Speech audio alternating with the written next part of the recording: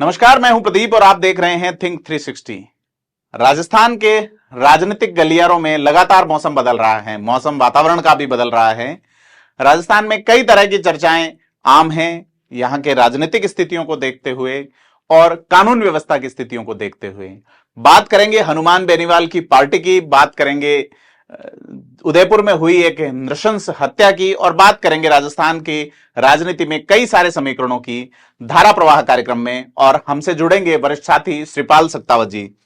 Sir, आपका बहुत बहुत स्वागत इस धारा प्रवाह कार्यक्रम में। सबसे पहले शुरुआत में बात करते हैं, जैसे निर्भया कांड की बात हो रही थी उसी तरह से उदयपुर में एक हीनियस ऑफेंस एक बार फिर से उदयपुर चर्चा में है अपराध की वजह से। तो क्या सोचते हैं सर इस पे आप? ये देखो, वैसे तो देखा जाए तो एक मानसिकता है। इस तरह के बच्चों को अगर कोई टारगेट कर रहा है तो उसके पीछे एक मानसिकता काम करती है। मनोरोगियों की इस तरह की होती है, पीडोफीलिया के शिकार होते हैं। लेकिन जिस तरह से लॉ एंड ऑर्डर राजस्थान में लगातार एक मुद्दा बन रहा है, उसमें एक और घटनाएं जुड़ गई है। उदयपुर में पहले गर्दन रेत दी जाती है, उसके बाद में ये घटना होती है।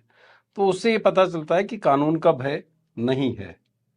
सर, एक जो डर होना चाहिए सरकार होने का या कानून का, वो अपराधियों में नहीं रहा।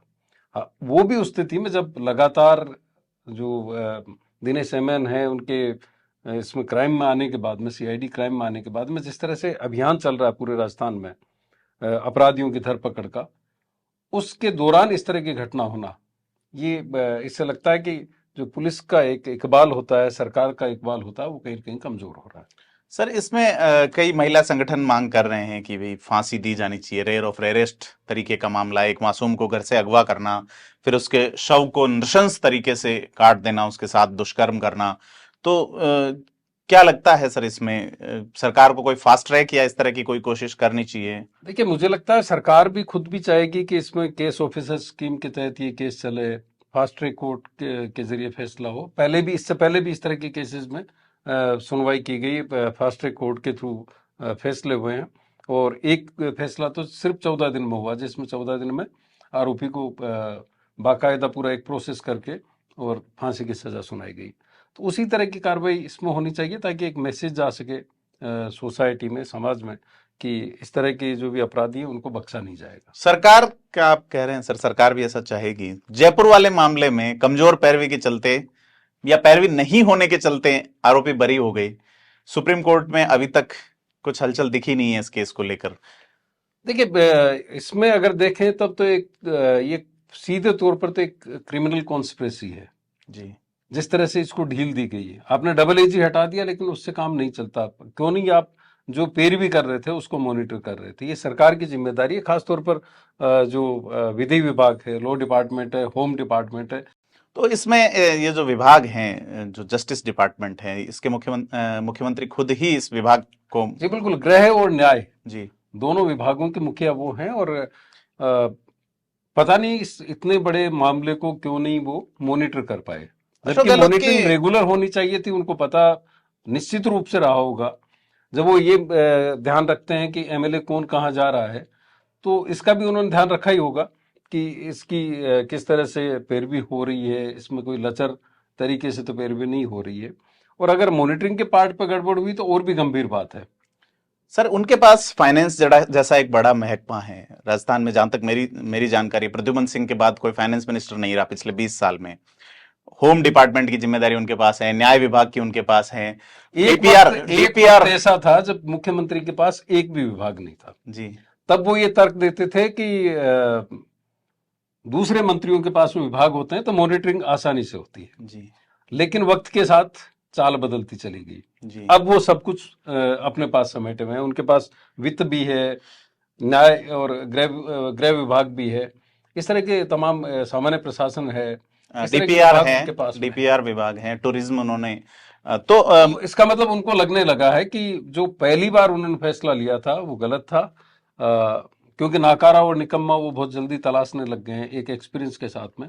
तो हो सकता है उनको लगा हो कि मंत्री जो है वो उनकी इतनी काम का बोझ भी मान सकते हैं। और एक सर टिटबिट्स हमने देखा, जैसे कानाफूसी जैसी एक कॉलम हमने पढ़ा, उसमें ये बात आई कि जो कांग्रेस शासित राज्य हैं वहां से किसी एक मुख्यमंत्री का फोन गया संगठन महासचिव के वहां पे, और वहां से कुछ ऐसा जवाब मिला कि गुजरात के लिए क्या आदेश है, तो उन्होंने कहा आदेश तो इससे आगे का भी है। इस तरह का अखबार में छपा है, तो इसको कैसे आप देखते हैं? देखिए, वो पावर कॉरिडोर्स की उसमें खबर आती है, जिसमें कानाफूसी के जरिए इस तरह की बातें कही जाती है।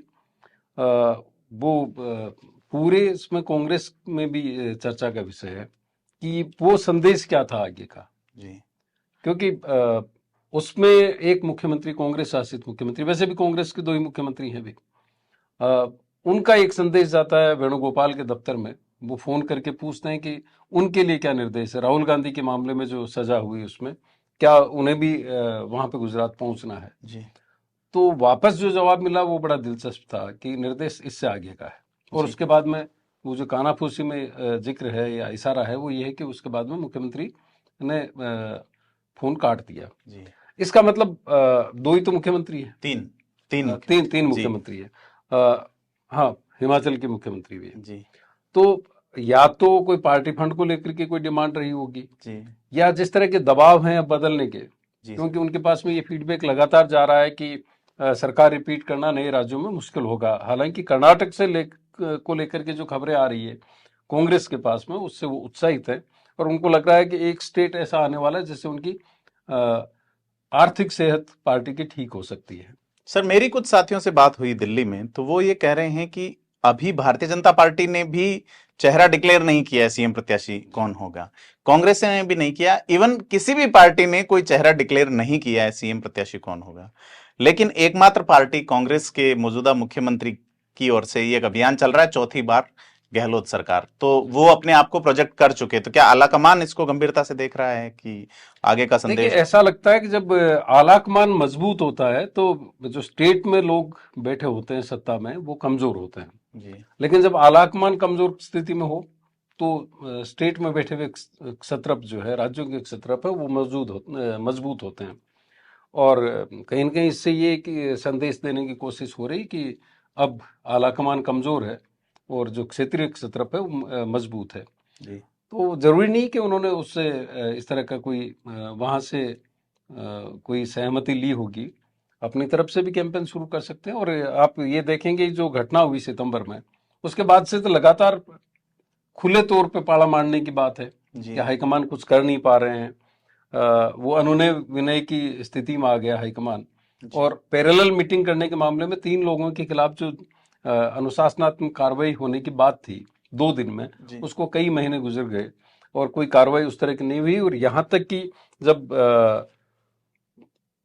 कोर्ट में ये चीज चली गई कि किसी के दबाव में इस्तीफे हुए एमएलएज के, तो 82 एमएलएज के, उसके बाद भी कार्रवाई नहीं हो रही, इसका मतलब हाईकमान कमजोर है और क्षत्रप मजबूत हो गए। और राजस्थान के मुख्यमंत्री जो है वो निश्चित रूप से 3 बार से मुख्यमंत्री हैं, पहले मंत्री रहे हैं, कैबिनेट मंत्री रहे हैं, हाईकमान के सबसे प्रिय माने जाते थे एक वक्त में। तो उनका मजबूत होना इससे ये संकेत दे रहा है कि हाईकमान की उनके सामने कोई हैसियत नहीं है। सर, दिल्ली में एक कार्यक्रम के फोटोज हनुमान बेनीवाल के यहाँ पे जो आए, आपने देखा होगा कि उसमें आम आदमी पार्टी के मुख्यमंत्री हैं, आम आदमी पार्टी के राज्यसभा में जो नेता हैं संजय सिंह वो हैं, पंजाब के मुख्यमंत्री हैं अरविंद केजरीवाल, सारी टीम वहां है। और राजस्थान कांग्रेस की जो 2 धाराएं हैं, अशोक गहलोत कोरोना पॉजिटिव थे, इस कारण हो सकता नहीं जा पाए, और उन्होंने अपने प्रतिनिधि धर्मेंद्र राठौड़ के माध्यम से वहां उपस्थिति दर्ज करवाई। ये आप स्पष्ट नहीं कह सकते कि क्या मुख्यमंत्री ने उनको भेजा है, वो अपने स्तर पे गए। लेकिन जब चुनावी साल होता है तो इस तरह के जो आयोजन होते हैं, चाहे डिनर पॉलिटिक्स स्टार्ट होती है, लंच स्टार्ट होते हैं, पॉलिटिकल लंच स्टार्ट होते हैं, और उसमें हनुमान बेनीवाल की बेटी का जो बर्थडे है उसको भी उन्होंने एक अवसर के तौर पर इस्तेमाल किया। और निश्चित रूप से उन्होंने बुलाया होगा तो चूंकि संसद में सारे लोग साथ बैठते हैं, ऐसा तो नहीं है कि अब हनुमान बेनीवाल को यहाँ पर इग्नोर किया जा सकता है। वो जितवा पाए या नहीं जितवा पाए, लेकिन हराने की क्षमता अब उनकी हो गई है। एक जमाने में जो दूसरे दलों की स्थिति हुआ करती थी और जो स्पेस था राजस्थान में थर्ड फ्रंट का, उसको उन्होंने काफी कुछ एक्वायर करने की कोशिश की है। तो एक डर ये है कि वो अगर कैंडिडेट कहीं पे उतारते हैं तो हरवा नहीं दें, और कई लोग उसी डर से वहां पर पहुंचे। खासकर से जहां संभावनाएं वैभव गहलोत के लिए तलाशी जा रही हैं जी। फलोदी में, तो वहां हनुमान बेनीवाल का एक बेस बताया जा रहा है। एक धर्मेंद्र राठौड़ जहां से खुद तैयारी कर रहे हैं सर। एक पहले ये चलता था कि अजमेर में रघु शर्मा कांग्रेस के एक बड़े वो थे जो सारी पोस्टिंग ट्रांसफर उनके होती थी, और अब रघु शर्मा साइड में हैं और धर्मेंद्र राठौड़ सारा कुछ तय कर रहे हैं। देखिए, राजनीति में वक्त बदलता रहता है। जी एक वक्त में धर्मेंद्र राठौड़ रघु शर्मा को फॉलो करते थे, जी और अब रघु शर्मा धर्मेंद्र राठौड़ को फॉलो करते हैं। जी और जहां तक हनुमान बेनीवाल के वहां जाने की बात है, पुष्कर में जो रूपनगढ़ का इलाका है, वहां पर जाट मतदाताओं की बड़ी तादाद है। जी। वो प्रभावी भूमिका वहां पर अदा करते हैं। 2018 के चुनाव में नाथुराम देखा भी। सिसोदिया जो विधायक रहे किशनगढ़ से, वो रूपनगढ़ वाले क्षेत्र में उनका बड़ा प्रभाव रहा है। अब वो उम्रदराज हैं। वो बिल्कुल नागौर से सटा हुआ है। हनुमान बेनीवाल की फैन फॉलोइंग है वहां पर। तो हनुमान बेनीवाल को खुश रखना ताकि वो अपना कैंडिडेट वहां पर नहीं दे सके, जी ये निश्चित रूप से उनकी चाहत रही होगी। और धर्मेंद्र राठौड़ पूरे मैकेनिज्म के साथ काम कर रहे हैं अपनी कॉन्स्टिट्यूएंसी को जीतने के लिए। वो लगातार मेहनत कर रहे हैं, लगातार उनकी प्रेजेंस वहां पर है। जी मुख्यमंत्री से उनके जो संबंध है, पुष्कर विकास प्राधिकरण उन्होंने बनवाया।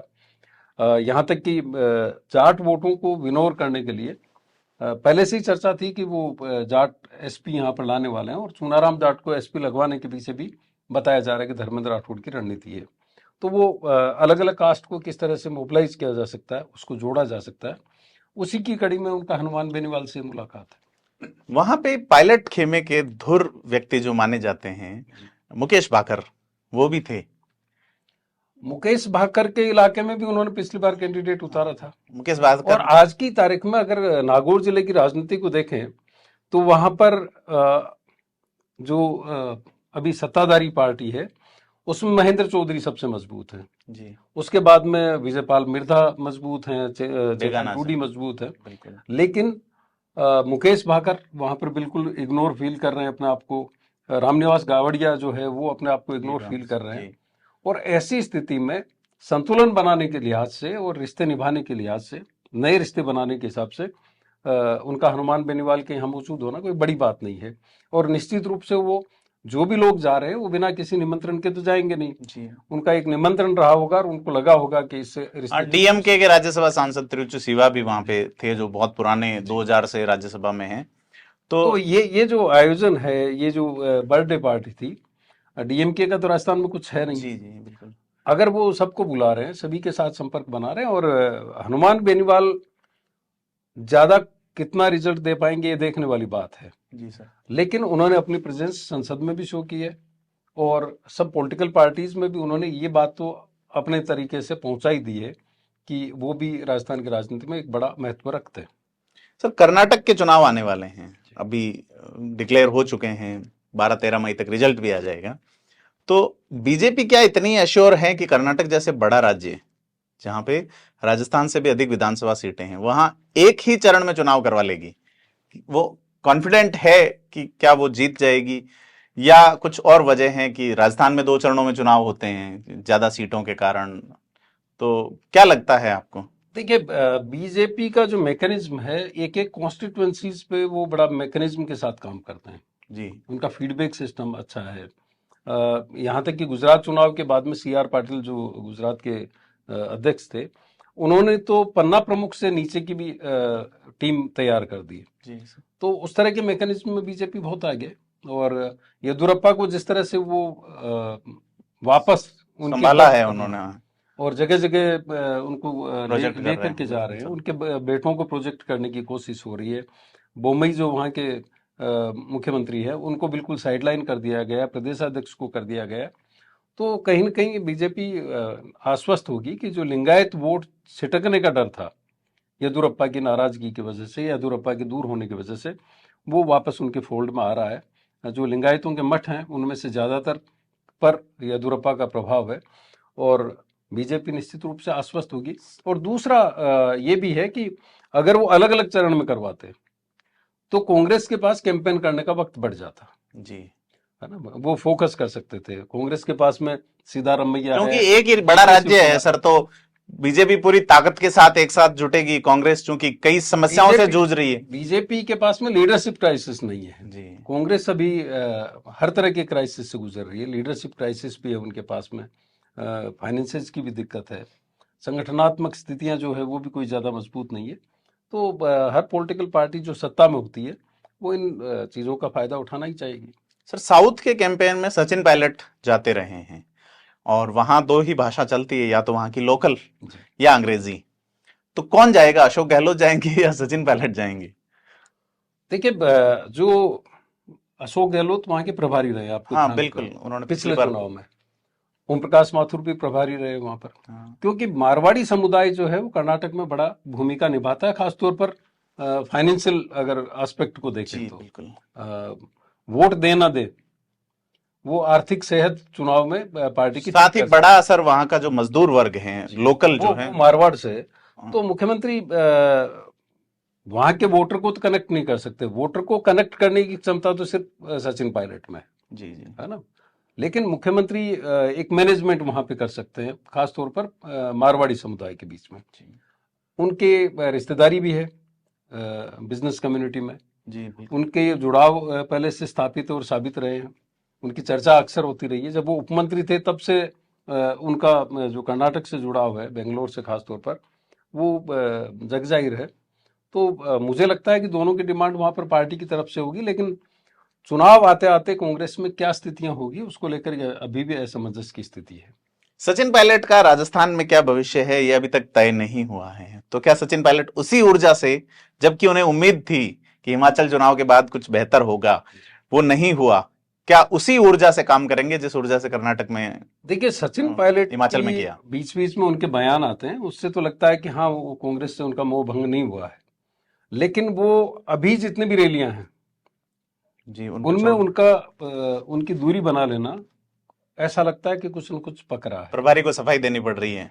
और पक रहा है इसका मतलब जब चुनाव पास आएंगे तो कांग्रेस को अगर पायलट की ये नाराजगी बरकरार रहती है और पायलट कोई मुख्य धारा में नहीं आते हैं, क्योंकि दो फार्मूलों पर चर्चा लगातार होती रही है।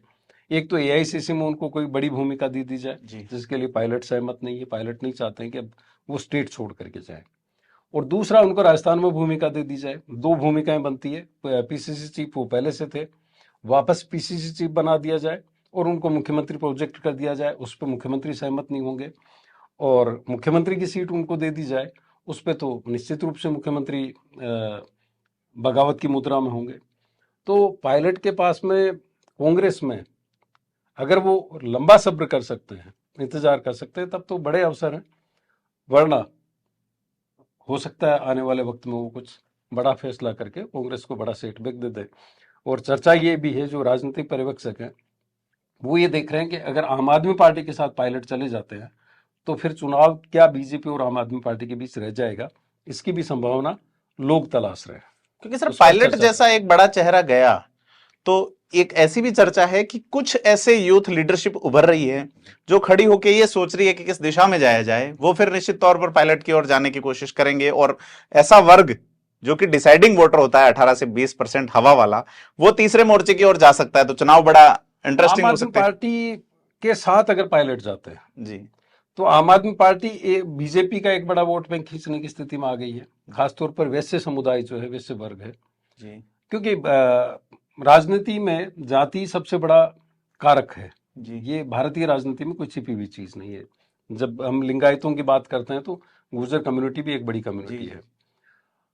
इसी तरह से बिजनेस कम्युनिटी में अग्रवाल कम्युनिटी जो है, आपको ध्यान होगा बनारसी दासगुप्त मुख्यमंत्री थे, उसके लंबे समय बाद में रामप्रकाश गुप्ता वहां पे मुख्यमंत्री बने, और बहुत लंबे वक्त बाद में पूरे देश में अरविंद केजरीवाल उस कम्युनिटी से मुख्यमंत्री बनते हैं। तो जो एक सेंटिमेंट होता है कास्ट का, उसको लगता है कि एक व्यक्ति है जो आगे हमारी कास्ट को रिप्रेजेंटेशन दे सकता है, एक लीडरशिप ग्रूम हो रही है फ्यूचर की पॉलिटिक्स के हिसाब से। तो एक बड़ा वोट बैंक जब भी कभी लगेगा कि आम आदमी पार्टी बड़ी रेस में आ रही है, तो वो वोट बैंक शिफ्ट हो सकता है। इसको लेकर के आम आदमी पार्टी आश्वस्त। मनीष सिसोदिया की जड़ें जो रही है सर, मूलतः वो राजस्थान से, सिसोदिया, मेवाड़, जहां बीजेपी का एक वैक्यूम खड़ा हुआ, उस पर भी काम चल रहा है। इन्होंने आम आदमी पार्टी ने जो उदयपुर संभाग में जिनको प्रभारी बनाया है, वो रणधीर सिंह भिंडर से लगातार कोशिश कर रहे हैं कि वो शिफ्ट हो जाएं। तो इस वोट बैंक पे भी काम चल रहा है। लेकिन हम बात कर रहे थे सचिन पायलट की।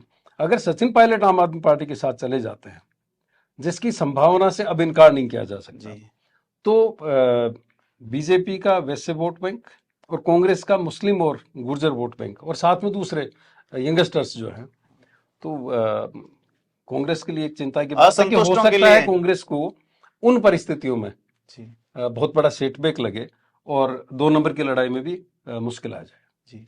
तो ये था आज का धारा प्रवाह, जिसमें खास बात श्रीपाल सर ने बताई कि अगर सचिन पायलट आम आदमी में शिफ्ट होते हैं तो एक बड़ा जहाज यानी कि तीसरा मोर्चा राजस्थान में बन सकता है। उसी तरह जैसे 90 के चुनावों में जनता दल बीजेपी ने मिलकर सरकार बनाई थी। अब क्या होगा 2023 के अंत में, यह तो वक्त ही बताएगा। लेकिन राजस्थान की राजनीति से जुड़े हुए खास खबरों के लिए सब्सक्राइब करें थिंक 360 को।